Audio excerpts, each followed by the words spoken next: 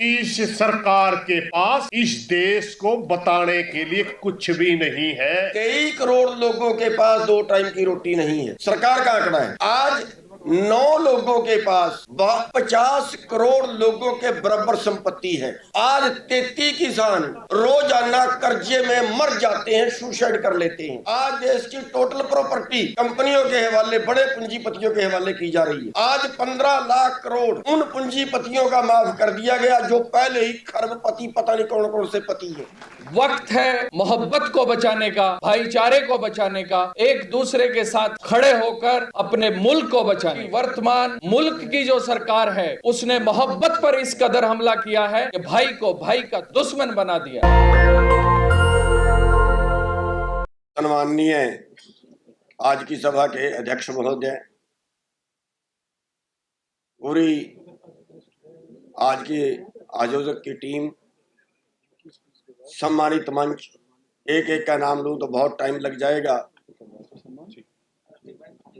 सभी मेरे भाइयों, बुजुर्गों, बच्चों, हमारी बहनें बैठी हैं, हमारी मीडिया की टीम, सभी ने किसी भी धर्म ग्रंथ को आप पढ़े, गहरा, सबने ये कहा है कि परमात्मा एक ही है। जब परमात्मा एक है, अगर पिता एक है, तो उसके बेटे आपस में अलग अलग धर्मों के कैसे हो सकते हैं? हाँ, अलग है कि एक महात्मा ने आया, उसने प्रचार किया परमात्मा से मिलने का, फिर दूसरा महात्मा आया, उसने प्रचार किया परमात्मा से मिलने का, लेकिन है तो हम एक ही बाप की औलाद, है तो भाई। या एक बाप की औलाद होकर दुश्मन दुश्मन कैसे हो सकते हैं? और जब हम भाई हैं, फिर ये फूट डालने वाले हमारे बीच में कहां से आ गए? ये कौन सी क्वालिटी आ गई? हमें धर्म, आज देखिए सबसे ज्यादा दंगे धर्म के नाम पे हैं, और धर्म बनाया गया था परमात्मा से जोड़ने के लिए, जब उल्टा हो गया। धर्म बनाया गया था परमात्मा से जोड़ने के लिए, अपनी आत्मिक शांति के लिए, और धर्म के नाम पे सबसे ज्यादा दंगे हो गए। किसने करवाए? ये जो हमारे बीच में नेतागिरी करने के लिए, राज करने के लिए आते हैं, वो हमें नहीं आ रही है सर। अब उदाहरण के तौर पे अगर मौजूदा सरकार माने, कोई मुद्दा तो है नहीं, धर्म के नाम पे, जाति के नाम पे, इलाके के नाम पे लड़वा रहे हैं, और हम कहीं ना कहीं मिसगाइड हो जाते हैं। भाई क्यों? वो ऐसा क्यों कर रहे हैं? ऐसा इसलिए कर रहे हैं, उसके पीछे का कारण समझने की कोशिश कर लीजिए। ज्यादा टाइम नहीं लूंगा, बस 2 मिनट ही लूंगा। उसके पीछे का कारण समझने की कोशिश कर लीजिए। उसके पीछे का कारण है कि आप अपने मुद्दों से भटक जाएं, आप अपने मकसद से भटक जाएं, सरकार आपके साथ जो कर रही है उससे आपका ध्यान हट जाए। कौन सा ध्यान है? एक तरफ भूखमरी, आज 23 करोड़ लोग हमारे देश में ऐसे हैं जिनको 2 वक्त की रोटी नहीं है। बड़ी गंभीर बात है, सुनने लायक। 23 करोड़ लोगों के पास 2 टाइम की रोटी नहीं है। सरकार का आंकड़ा है। आज 9 लोगों के पास 50 करोड़ लोगों के बराबर संपत्ति है, केवल 9 लोगों के पास। आज 33 किसान रोजाना कर्जे में मर जाते हैं, सुसाइड कर लेते हैं। आज 38 बेरोजगार रोजाना बिना काम के, कोई धंधा नहीं है, मर जाते हैं, आत्महत्या कर लेते हैं। उनसे आपका ध्यान भटका रहे। आज देश की टोटल प्रॉपर्टी कंपनियों के हवाले, बड़े पूंजीपतियों के हवाले की जा रही है। आज 15 लाख करोड़ उन पूंजीपतियों का माफ कर दिया गया जो पहले ही खरबपति, पता नहीं कौन कौन से पति हैं। 15 लाख करोड़, 15 लाख करोड़ का अर्थ है कि देश के टोटल किसानों के एग्रीकल्चर लोन से 2 गुना चंद लोगों का माफ कर दिया गया। उससे हमारा ध्यान भटक जाए। लेकिन क्या हमें ये ध्यान भटकाना चाहिए? नहीं ना। अगर नहीं तो फिर हमें सब कुछ इग्नोर करके इनकी चालों को समझते हुए हमें अपना भाईचारा बना के रखना चाहिए। अगर किसी मुसलमान भाई पे आंच आए तो हमारे जो दूसरे समाज के भाई हैं उनकी छाती आगे होनी चाहिए, मुसलमान भाई पे आंच बाद में आए। और अगर किसी गांव में मुसलमान भाई ज्यादा हैं, 10 घर दूसरी कम्युनिटी के हैं, उन 10 घरों पे कोई आंच आती है तो हमारे मुसलमान भाइयों की छाती आगे होनी चाहिए।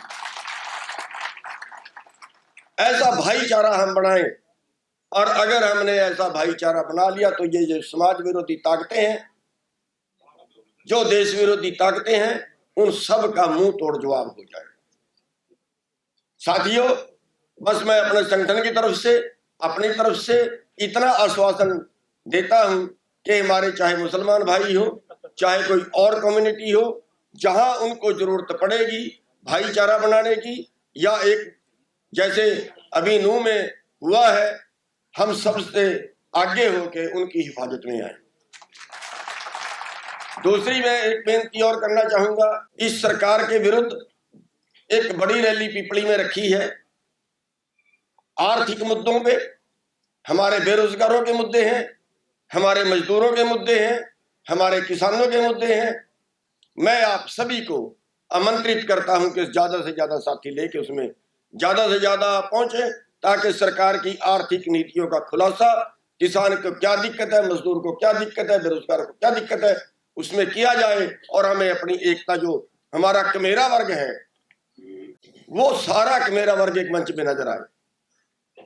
तो आपने मुझे को टाइम दिया, यहाँ बुला के सम्मानित किया, पूरी कमेटी का धन्यवाद है और सभी पूरे भाईचारे का धन्यवाद। तमाम आयोजकों का दिल से आभार और सम्मानित मंच। समय बहुत कम है, सभी का नाम लूंगा तो समय ज्यादा लगेगा, और इस मोहब्बत की महफिल, इस भाईचारे की महफिल में जितने भी अशरफ मखलूकात बैठे हैं यहाँ, मैं सबको आदाब करता हूँ, सत श्री अकाल करता हूँ। सभी ने बहुत सारी बातें की हैं।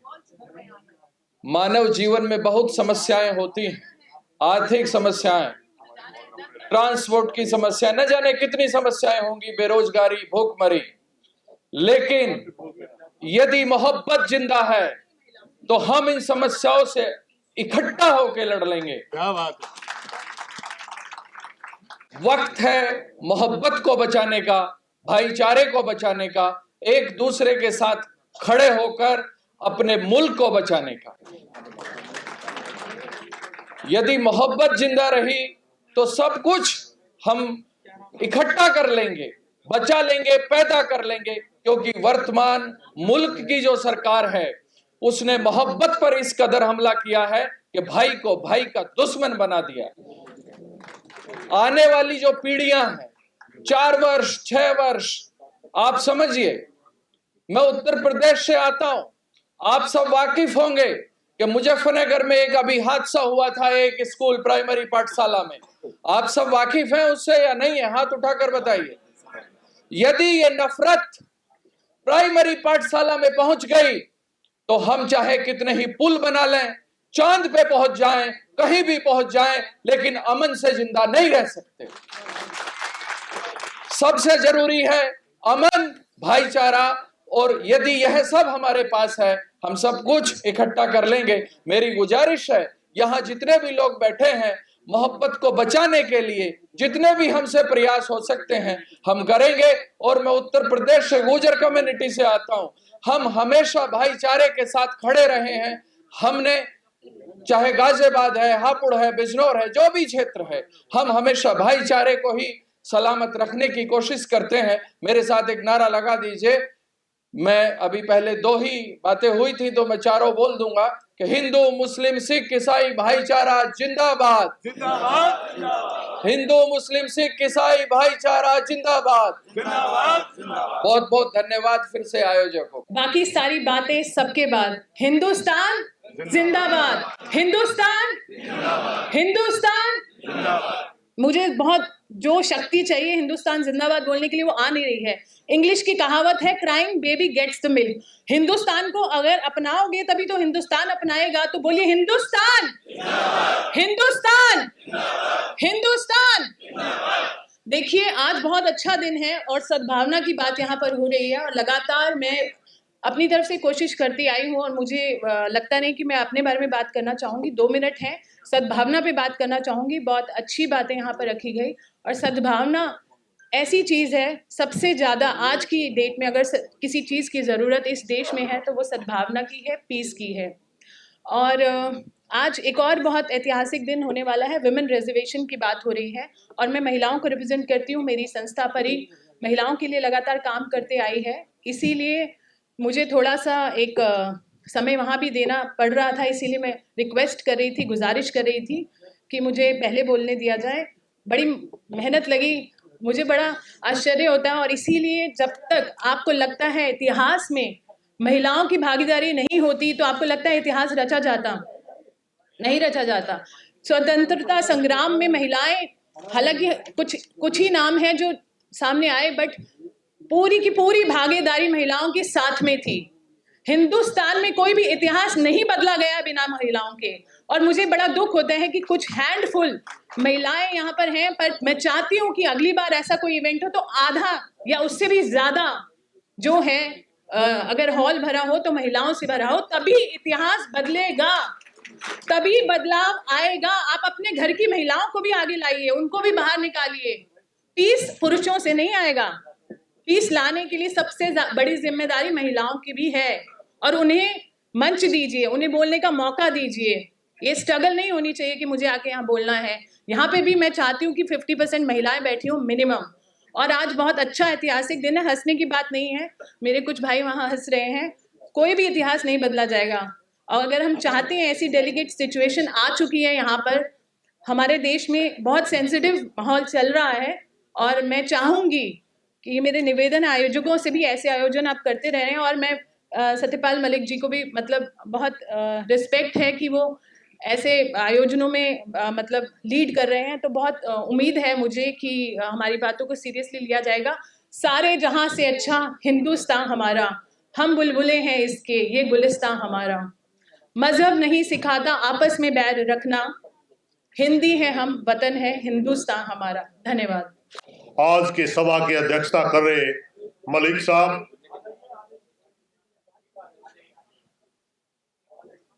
मेरे सामने बैठे इस भारतवर्ष के उज्जवल भविष्य की कामना करने वाले नागरिक साथियों, स्टेज पर बैठे सभी साथी, एक एक का नाम लूंगा, समय लग जाएगा, समय भी ज्यादा हो लिया। हम पीछे की बातों को दोहराना नहीं चाहते, क्योंकि जब हमारे धर्मपाल बडाड़ा जी उस पंचायत का जिक्र करके गए ही है, मल्हारा साहब अभी बोलना बाकी है। हमने जिस पंचायत का जिक्र हमारे स्टेज से साथी कर रहे, वो पंचायत की तो उसके बाद 2-3 सवाल खड़े किए बहुत से इस देश के बुद्धिजीवियों। मैं सिर्फ उन बातों का ही जवाब देना चाहूंगा। सबसे पहले हमारे से पूछा जाता है कि आपके दिमाग में चीजें कहां से आई। उसका सही जवाब है कि मैं अपनी खाप को 2 बार अध्यक्ष रह चुका हूं, किसान संगठन चलाता हूं, और खापों के अंदर जो भी मेंबर उस खाप के अंदर पैदा हुआ वो उसका आजीवन मेंबर है। और एक खाप अध्यक्ष की जिम्मेवारी है जाति और धर्म से ऊपर उठ करके उसकी रक्षा करना, ये हमारे खून में।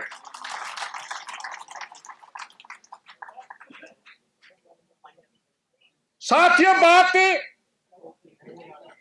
लोग घटना की चलो आज तक इंक्वायरी चल रही, कोई गिरफ्तार किया जा रहा है, कोई छोड़ा जा रहा है।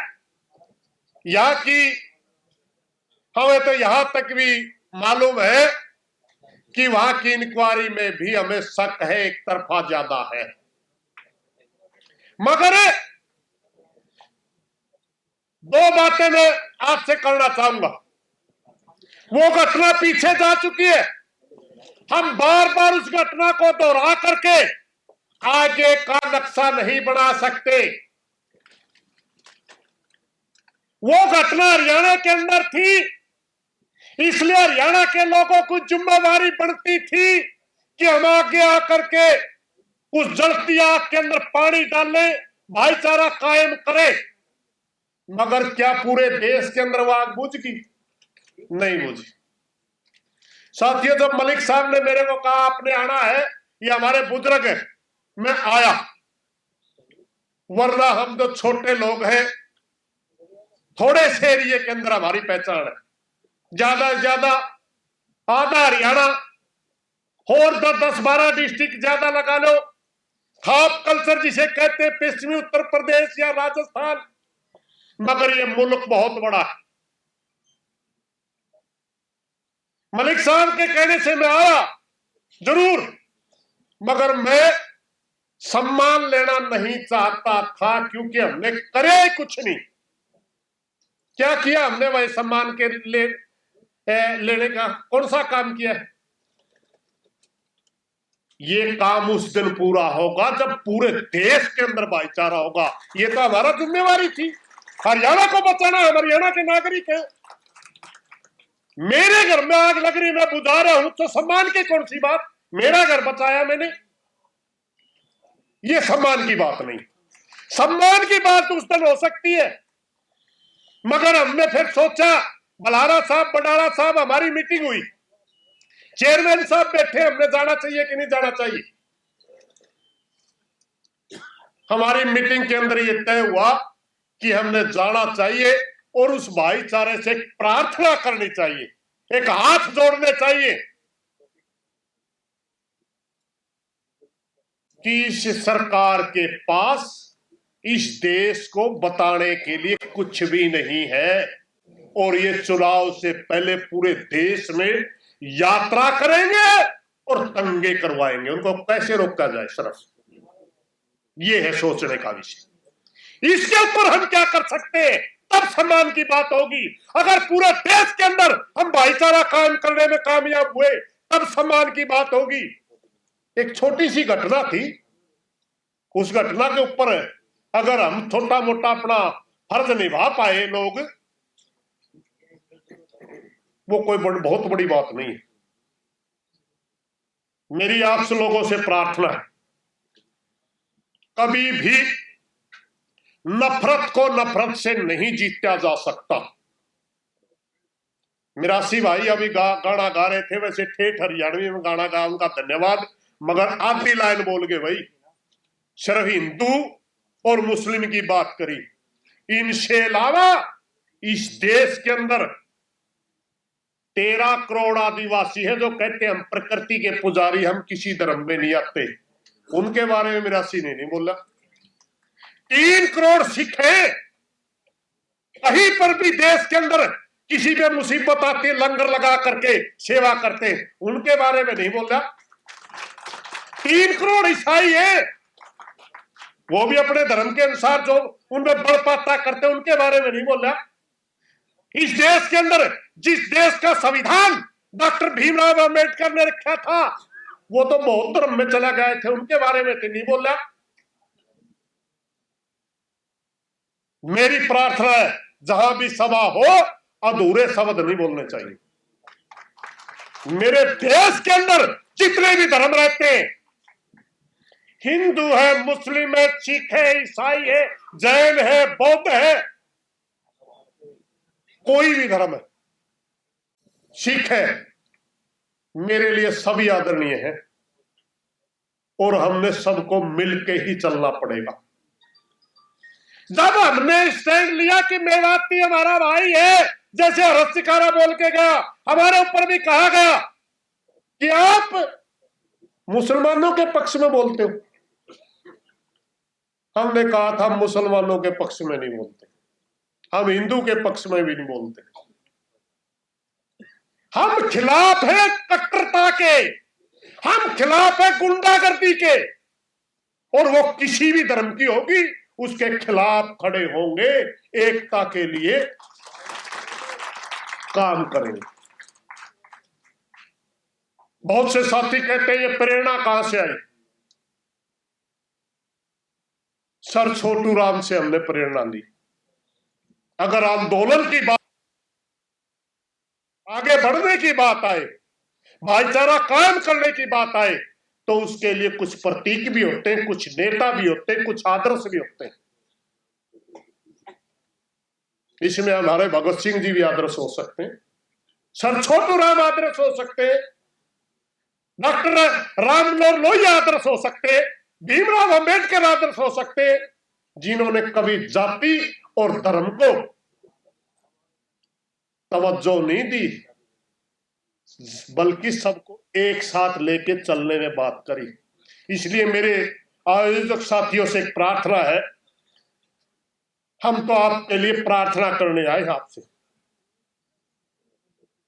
हमारे से जो बढ़ पड़ेगा हम भी आपका साथ देंगे, मगर प्रार्थना ये है कि पूरे देश के अंदर भाईचारे का पैगाम पहुंचाइए। अगर आप दिल्ली के अंदर रहते हैं तो मात्र 1500 आदमी इकट्ठे हुए, हमारे जैसे भाषण दे, घर चले गए, कोई फायदा नहीं है। बिल्कुल छोटे बच्चे से लेकर के 90 साल के बुजुर्ग तक वो लोग मैसेज पहुंचाने में कामयाब हो चुके हैं, जो तोड़ने वाले। और हम कहां तक है? कुछ चंद पढ़े लिखे लोग जानते, पहलू खान की पहला मॉब लॉन्चिंग पहलू खान की हुई थी। अलवर से हमारे मौलाना साहब आए हैं, जिन्होंने अलवर में हमारे लिए बड़ी पंचायत की थी। मैं उनका भी नाम स्पेशल तौर पर लेना चाहूंगा, हनीफ, मौलाना हनीफ जी अभी बैठे थे आगे, पता नहीं किधर चले गए। 50,000 लोगों की पंचायत करी, पूरे राजस्थान के अंदर मैसेज गया।